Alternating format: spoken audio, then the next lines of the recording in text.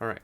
So yesterday, I started talking about, as promised, I started talking about what I felt to be one of the most pivotal um, decision points in the way that you evaluate the rest of life, especially as it pertains to social and um, environmental structures and order and the way that we perceive and function within those spectrums. And so today I want to go to a lot of this stuff isn't necessarily about exploring the scientific factuality of everything. I'm not necessarily trying to get into the nitty gritty of that. I'm trying to evaluate my ability to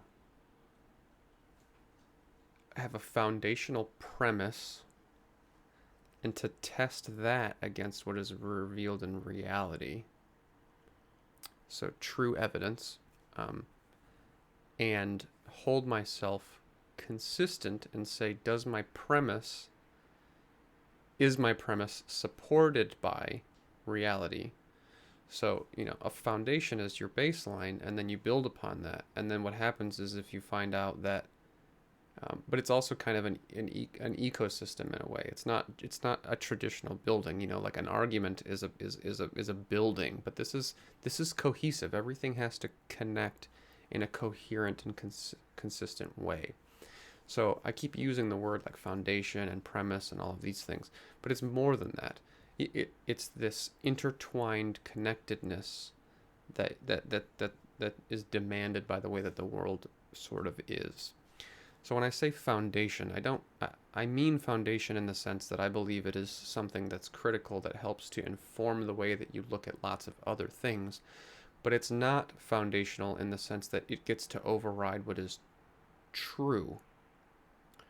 So the point is, as you find out what these axiomatic things, like that the universe is personal and all that stuff, or appears to be, these self-evident things, these commonsensical things like time unfolds in a linear forward motion, what you need to do is you need to take those types of things, those revelations, so to speak, and then say, can my foundation support them? Do they invalidate my foundation? And foundation again in that sense of the argument style foundation, but ultimately they're codependent in a lot of capacities.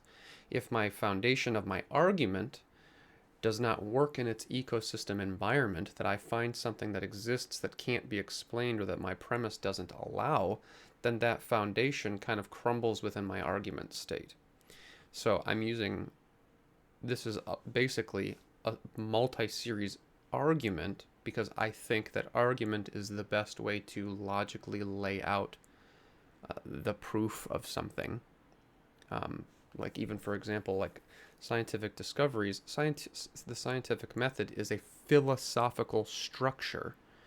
You basically are making the argument that philosophically speaking, if you perform things in this particular philosophical structured way, you should be able to demonstrate by controlling variables and things like that. You should be able to demonstrate consistent, reliable, trustworthy results. The catch is that method, that philosophical method that enables you to produce correct results, says nothing about what the results mean. It only gives you a way to derive consistent results so that you can make meaningful inferences based off of the data that is produced. So at the end of the day, the reason I speak about everything as if everything is an argument is because philosophically speaking, I truthfully believe that philosophy, logic, they're the undergirding, they're the supporting, they're the foundational components to any scientific discovery. If we prove that philosophical structures and logical structures have no basis there's no objectivity, there's no reality to them, then the philosophical structure that determines the reliability of the scientific method is also undermined. And this is why C.S. Lewis in his Abolition of Man, he basically says that if everything is subjective, anything that deteriorates or degenerates the ability for rationality uh, it can't be true because it undermines the thing that enables you to even be rational. So this is obviously really consistent with this particular concept, right? Like, if philosophy is the underlying principle that builds the scientific method, that the scientific method depends upon, logic and the philosophical assertion that this is a reliable method to utilize. If we find that philosophy and logic are subjective and don't have any basis in objectivity, the scientific method, by extension, is relegated to uselessness, on top of, in my opinion, rationality in general. And we're not going to get into that specific argument too much today, but I just want to really discuss the reason I'm structuring it this way. So again, I discussed how there's this pivotal moment of the origin of the universe. What you decided when you realized that the universe began is going to inform a lot of the things that you decide about the evidence that exists further down the road. This is my opinion. I believe that every single perspective in the world, because the way the world is, everyone has access to the same evidence, to the same information. What we're doing is interpreting it differently. So the scientific method gives you data that we believe philosophically and logically is reliable because it meets the criteria that makes it trustworthy. But ultimately, that's just data. The interpretation, the meaning that is derived from that data is separate. You have to look at the data and say, just like is done with the vast majority of theory, like theory of gravity, it's not the law of gravity because it just most accurately represents what we see in our scientific experiments, meaning that it is an inference based on results to what we believe is the best explanation. That is inherently applying non-proved meaning based off of data. So you are using the evidence and you are giving meaning to something that is not intrinsic in the values that you produced, right? So, that being said, that's why this is structured this way. So I'm discussing it this way, as if it's an argument. But I also want to make sure that I'm holding myself to the reality that it's an ecosystem. So I'm using the word foundation as this argumentative building block, building up my argument. But ultimately, if my foundation, so to speak, doesn't match reality, then my argument should crumble, and it also shouldn't represent reality. So, for example, if my foundational assertion is Genesis 1:1, as an example, in the beginning, God created the heavens and the earth. Boom. That's an assertion. One chunk. The universe had a beginning. It was God. Let's just start with the universe had a beginning. We found out definitively the universe had a beginning. That validates that particular argument. I can still maintain that premise, that foundation, because it matches reality. It doesn't affirm or confirm that there is a God that did it, but the general premise is still functional. So you could try to reduce and remove the necessity of God through other evidences or philosophical or logical arguments that remove the necessity for God to exist, and that is one way that you could theoretically prove that it's not true or not necessary. A really common argument is that you can't prove a negative. I don't really even understand that assertion, because this statement is false is proving a negative. It's a truth statement that is a logical impossibility. You're proving that it is impossible. You're proving that it's untrue. You can prove a negative. I don't understand that argument. The fact that any type of logical objectivity exists at all, it proves that a negative thing, a thing that doesn't exist, so to speak, doesn't exist. It is a positive proof. I don't understand that argument. I'll never understand it. I feel like it's more just a quip or a whimsical offhanded, like pithy statement that just tries to like sidestep the issue, but I don't really think it makes sense. I'm not a tree, but anyway, it doesn't matter. So moving on, um, I want to get into some other smaller things, and I said we're not going to get into the scientific reality of these things. I just want to discuss the possibility of them existing. So, for example, natural selection, evolution. Christians will typically differentiate between macroevolution and microevolution, and the reason that this distinction is made is because Christians believe that I would say most Christians believe that the microevolution, meaning adaptation over time, seems to be true, almost unequivocally. I mean, personally, like myself, I don't know that it's deniable. I don't even really care. It's not a critical, like, teetering point for me because I still stand at the precipice of the universe being created. And like I said, that's like the thing for me. But ultimately, I think that it's virtually undeniable. That's my personal opinion. It doesn't really matter. But when you get into macroevolution, of things changing kinds, and I literally heard somebody say, we're just thinking fish. And that's fine, but based on what? And then you'll have a lot of people that will say, well, the archaeological history demonstrates it perfectly. Well, okay, that's fine, but that is if you can't physically see the transitional pieces, i.e., the thing that was a fish and now the person that is not that fish, or the half fish man version of it, then it's an inference to the best explanation. That's your argument, which is a fine argument. I'm not even criticizing it. If you look at the commonalities throughout all of creatures and you choose to infer, or you believe that the inference to the best explanation is that we have a common ancestor, fine. I think that's a fine argument. I, I don't think personally that when you look back at the fossil record, it's any more compelling than the fact that there's likely a common designer or a common creator or a common cause that there's a reason that the pattern is so similar all the way across the board. But is that a more compelling argument? I don't see how it is. That doesn't mean that one argument is better or worse than the other. I just don't. It's about is the argument compelling?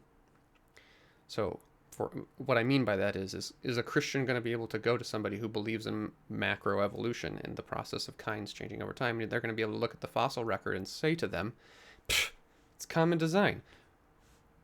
The person's going to say, it's common ancestry.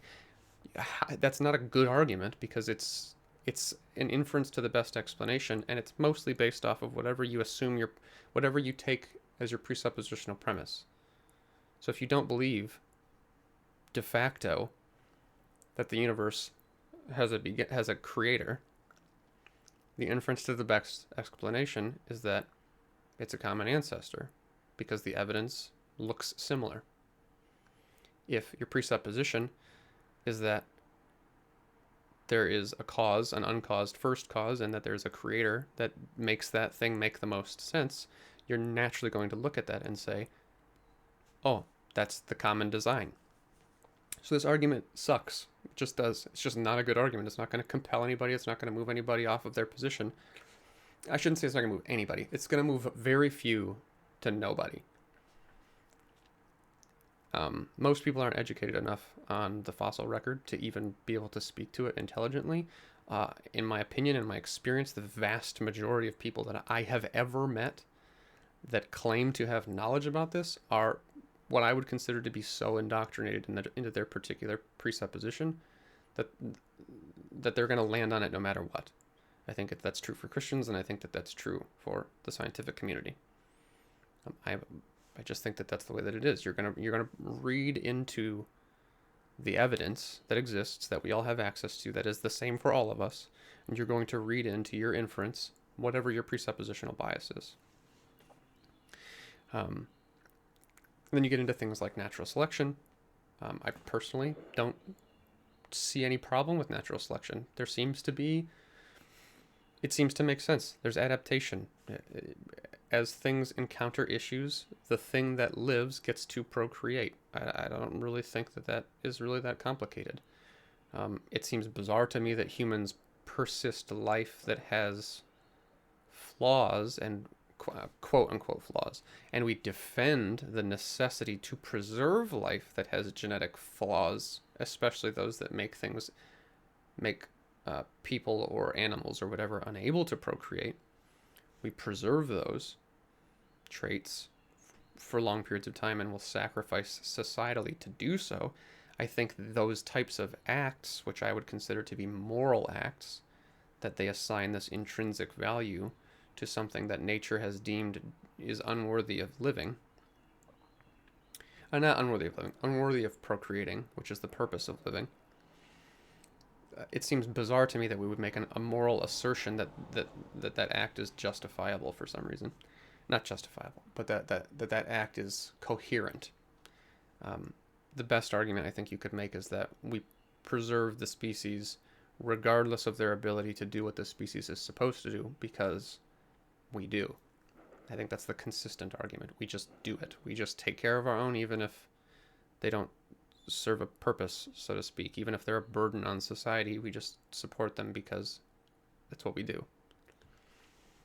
And I'm sure that there's people, I'm not trying to be critical, I'm not trying to be dismissive or like reductionist. I'm sure that there are people that could make a more nuanced argument and say, oh, well, the genetic, the social structure says to preserve the species, and so over time we preserved the species because it was a necessary evolutionary step in order to further the generations, and then as time progressed there became these genetic deficiencies, and we just defaulted to preserving where we can. I'm not trying to say that there aren't more nuanced arguments than that. I'm just saying that it boils down to, at the end of the day, it's arbitrary. We support them because we do.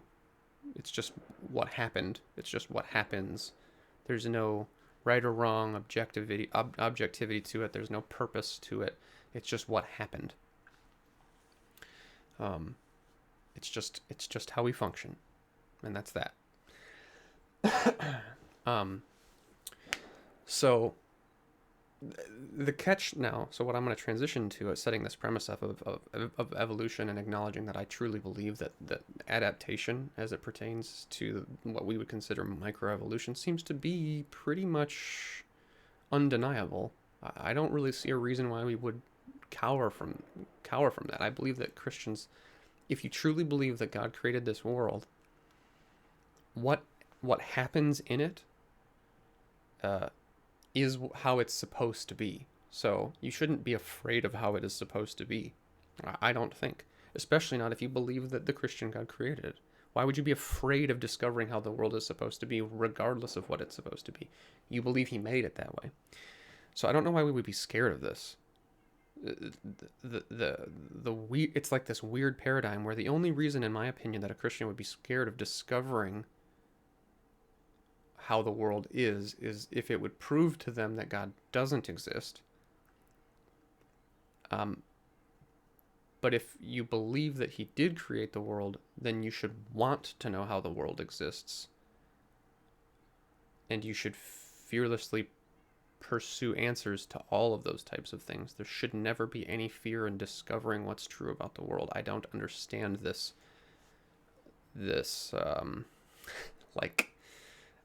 allergic reaction to things like that. Now, I know that evolution has been touted as this God slayer. I think that's a laughable proposition. I mean, you can go on to massive, like I think it was the Royal Institute. They have an entire article about how large groups of biologists actually got together and discussed how inadequate the theory of evolution is. And they were actually addressing very large and specific concerns with perpetuating it as a scientific fact. And there's a ton of dissenting opinions, and they discuss it on the Royal Institute's the website. You can literally go Google it. It was in 2016. I think it was the Royal Institute. And you can go Google. They had a conference, and it was this really large and polarizing event, and tons of people with dissenting opinions were talking about how they disagreed with the traditional, that they might even need to scrap the traditional model of the theory of evolution. So it's not this scientific fact that's asserted. I don't understand it. But the problem is does that piece of reality, does it invalidate my foundational, and in the environmental sense, does the truth of it, if it were to come true, when I follow it logically backwards and test it into my foundation, does it unravel my premise? And this is where it matters. Macroevolution, I think, does sort of start to eat away and erode at the truthfulness of Christianity, because it says that he made them, each after their kind. Now, I don't think we necessarily need to assert that he dropped a pigeon on the earth, and then he dropped a crow on the earth, and then he dropped a raven on the earth, and then he dropped, et cetera, et cetera. I'm not sure that we need to go so far as to say that. I don't think if we found that there was a bird, and then from that bird all other birds emerged, I don't know that would, personally, that would not rock me. I would not be like, oh my gosh, that's crazy.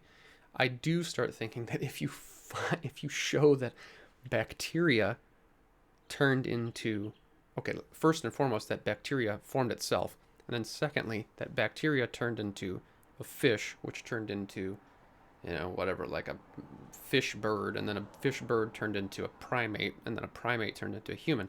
That would be something that I think would start to really erode the message of biblical and Judeo-Islamic and biblical Christian perspectives. So, but at the end of the day, does microevolution, which I think most Christians would acknowledge is probably true, and natural selection, they seem to be something that is more or less, and I'm not sure of the nuance of the statements, how much of it I could affirm explicitly, but from what I understand about them, reading Darwin's The Origin of Species and stuff like that, I think that in general, the general premise seems to be pretty solid. I think that it makes sense. Even me, like I've got a Vietnamese wife. Our kid is this like hybrid version of us. So I just don't really see an issue. Now, he's not a frog. If he came out as a frog, that would be really bizarre. I would probably start to really doubt a lot about life. But he came out as this hybrid version of us. He's clearly human. He's clearly got white Scottish-Irish characteristics, and he's clearly got Chinese and Vietnamese characteristics. So, I don't know.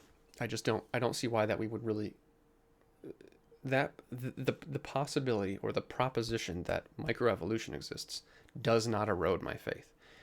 Could God have put into place a mechanism within the spectrum of how life functions to where creatures can adapt and change in this this adaptable style within its own species or whatever, and then it could create a significant amount of variance? Does that erode my confidence? Absolutely not. Does it undermine the proposition that God created the universe? Absolutely not. Again, macroevolution, I will admit, does start to eat away at that, in my opinion. I think that if you could show that life came from inorganic matter,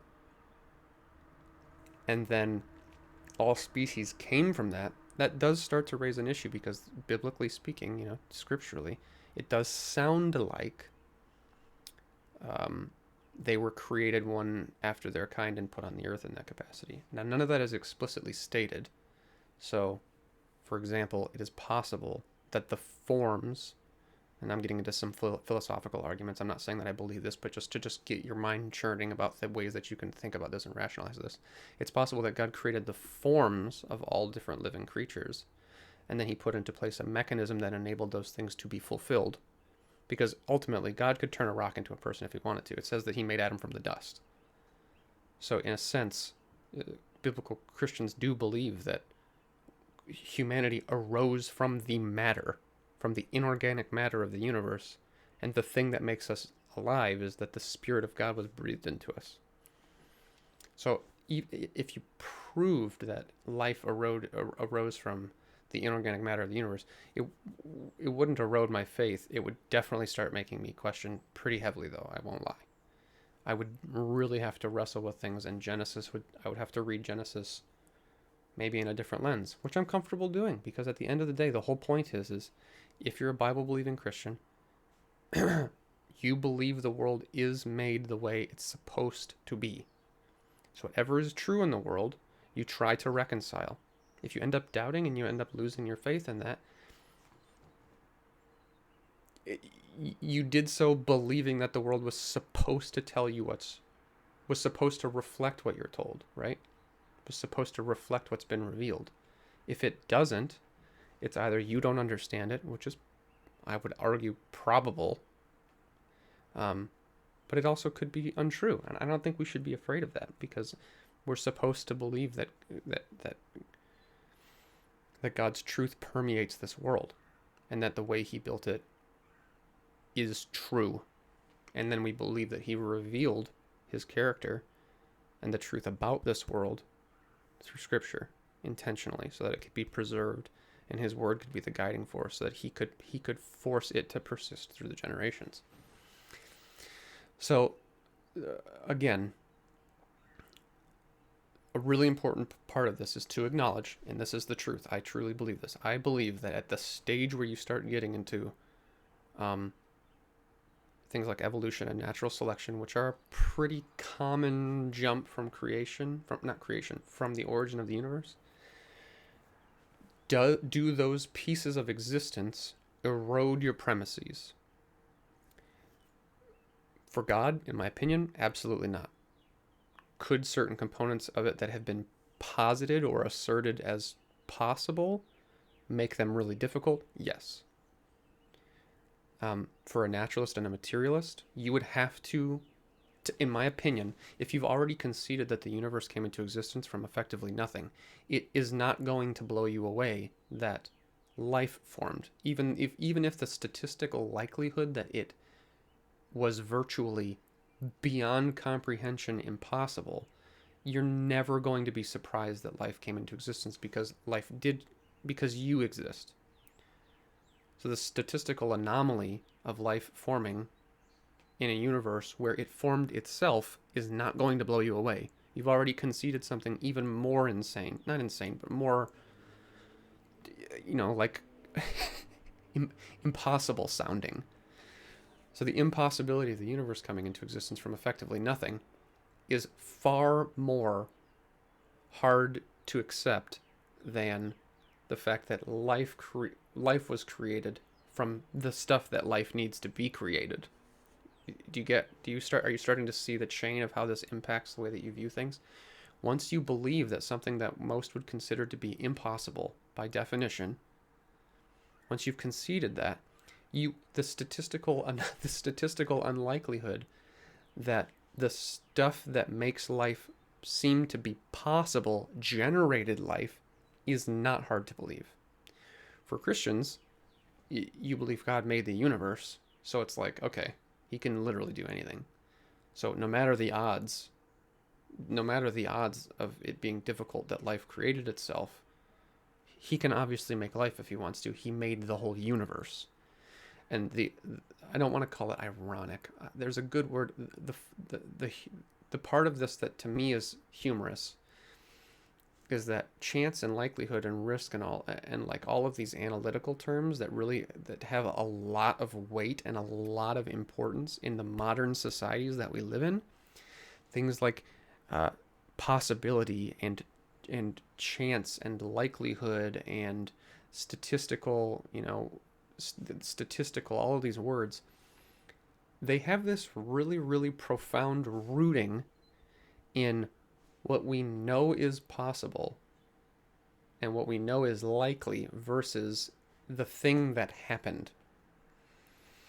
And so when you're looking at your worldview and you're saying, does my worldview enable me to justify the things that I see? Can I justify going backwards, moving towards my foundational premise? Am I able to justify continuously backwards in a way that seems, in my opinion, statistically likely, logically, philosophically, consistently likely, can I work my way backwards from what I see and believe, and what I see and evidentially is being revealed to me as true? Can I continuously justify that moving backwards? And so for a Christian, like for example, consciousness, we believe that consciousness is effectively God's spirit breathed into us, and you can laugh at that, and that's totally fine. I don't have any problem with anybody laughing at that. But the point is the fact that consciousness exists, we can go back and we can justify and we can say, God created all living beings, and he breathed into humankind this spirit in his own image. And so the likelihood that that exists is rooted in the reality that he made life, which is rooted in the reality that the universe came into being, which is rooted in the reality that an external creator made that happen. He defied the statistical improbability of that event occurring. He defied it. And so that's what we're rooting it in. Now, the appeal, from what I can tell and from what I've heard from arguments from physicists and other like internet atheists and people, like, I'm not trying to say Christopher Hitchens is this brilliant philosopher or anything, but just voices that people are familiar with. What it seems to me, what like materialists, so to speak, use as their premise, their appeal, they appeal to the fact that the universe does exist, sort of grants this mathematical inevitability that they just assign. They kind of let infinite possibility guarantee the reality that exists. And I don't think that it's really too much different than asserting that there is a God. So I'm not trying to say that my argument is better. My argument is different per se. It's that the appeal and the justification of everything else down the road, because this is where it gets into this ecosystem environment, this environment structure is, okay, fine, you can go back and then you appeal to this infinite possibility generator, this thing that has access to infinite variability, infinite possibilities, but it's impersonal and it's just law driven. Now I've worked my way back to that. I've rooted my appeal to the objective truth of that. Now try to take that and move it back towards what we see in real time and in reality, and start trying to explain things like morality and social structures and social contracts and our inherent intrinsic value as human beings versus an ant or a rock. This is where the inconsistency starts to boil down. So you start at this fundamental premise, you work your way up, and then you start hitting all of these evidential pieces, and you try to work your way back down, and then you find out that you're rooting it in a mathematical assertion of an inevitability. Which to me, I'm conceding. I will completely acknowledge that I don't really think it's that different intellectually or logically for somebody to just assert that there's an inevitability, a mathematical infinite possibility that enables everything else to be generated. I don't think that's really that different of an appeal than there is to God. The point is does that appeal then work its way back through your logical processes back into what is practical and actual in reality? And that's where I would say absolutely, utterly not. Whereas you can start saying, okay, I rooted it in this all-powerful, personal, timeless, spaceless, immaterial deity, this being, not deity, God, because he's personal, not just impersonal. I root it in this. Okay, where does my intrinsic value come from? Oh, it comes from the fact that I'm made in his image. Okay, that makes sense. How does time exist? Oh, well, he made something that allows time to unfold in a true linear unfolding capacity because he's timeless. So he can make something that is the concept is sort of rooted in him in that he has no end and no time, but he can make something that is finite. He's all powerful, so he has the ability to create things like energy because he has the power to do so. And then you go into things like morality. Oh, well, Why does there appear to be this objective moral standard? Why do we seem to want to draw lines in social circumstances? The appeal to the infinite mathematical possibility would effectively say, because we do. It's just the way we do it. It's subjective. There's no real objectivity into it. I can't really give you any reason or good justifiable objectivity, but we should still operate in it because we should. Whereas Christians, and I think Muslims and Jews would also say, well, because it's the character of God. It's rooted in the fact that he says what is good. He determines what is good. Self-sacrifice and taking care of one another, because each one of you is made in his image, is why that's good. You're made in his image, so you have intrinsic value, which means that you should treat one another as equals. Literally as equals. And so you can justify that. You can justify the morality. You can justify the intrinsic value. You can start justifying these things in this grounding rootedness. Whereas you kind of have to just assert them, even though ultimately your appeal is to this arbitrary, infinite generating machine. And when you accept this inevitability, this infinite possibility kind of motif, this model, there's an infinite number of universes where this morality doesn't exist. It's the definition of infinite. Now you could say, oh, well, maybe this type of function is a requirement of all of those other universes, but you could never tangibly prove it because you can't access any of those other ones. It's a limitation of this environment. It's a limitation of this universe. So you'd be appealing to something that you have no evidence for, no justification for, even though it's logically possible. I will completely agree that it's possible that that's true, but there's no justification for it outside of a possibility. There's just not.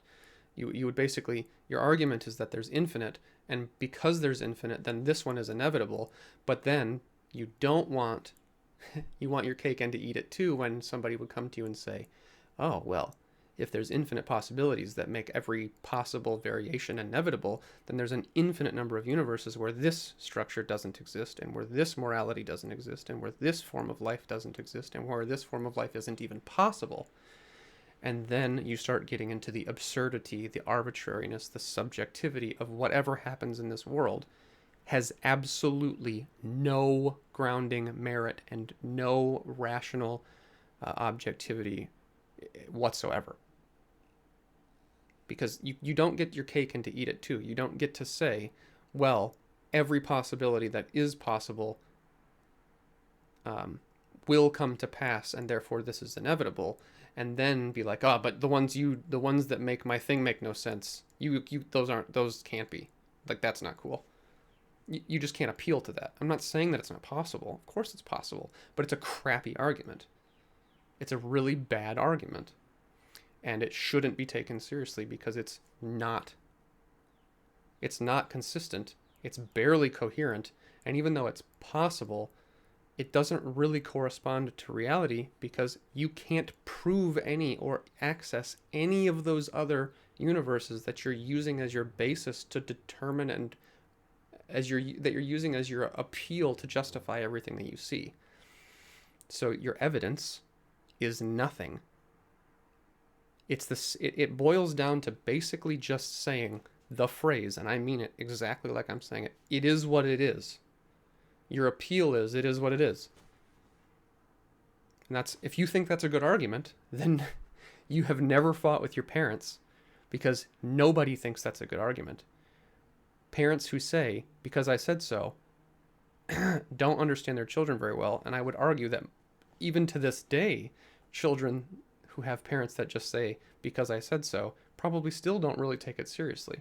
They might have recognized in their growing up that sometimes you should just do what your parents say because they know the right answer, even if they don't justify it very well. But it doesn't make it a good argument. The parent could easily just say, here's the explanation for why you should do this thing, and you would do it because they explained it well. So, again, truth and objectivity don't mean you have to be consistent.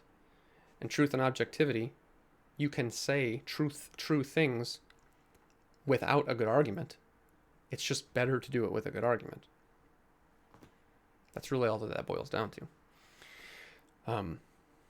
So again, it's this foundational argument structure that's super critical for the purposes of discussing things. You need it in that structure, but then you have to extract it out.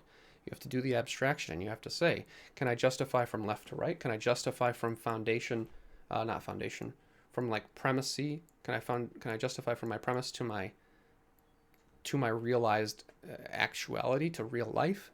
And then can I justify back from real life and actuality back to my appeal, to my premise?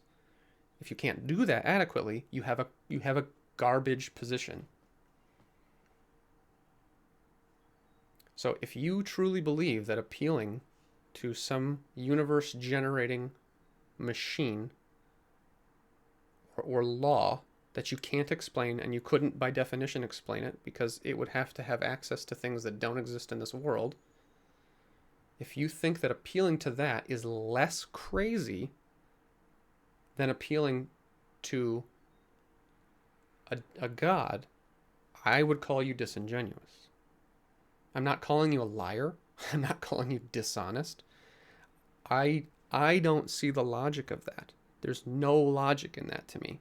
There's no good argument in that to me, because I can unravel and also foundationally build up coherent arguments that match reality, and I can take reality and work my way back to the premise.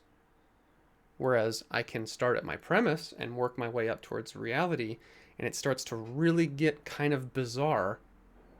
It gets really inconsistent and kind of ugly and starts to really not make things make sense, even though I can go from here and work my way back to the appeal, because that's the nature of the ecosystem of this particular, of the reality of the world. Is just because you can say, okay, well, life exists, and I can start working my way back, and then I can go into evolution, and I can say, hey, I can see this chain of fossil records that I don't have any direct, tangible, active evidences for, but I'm inferring to the best explanation. All of that is good.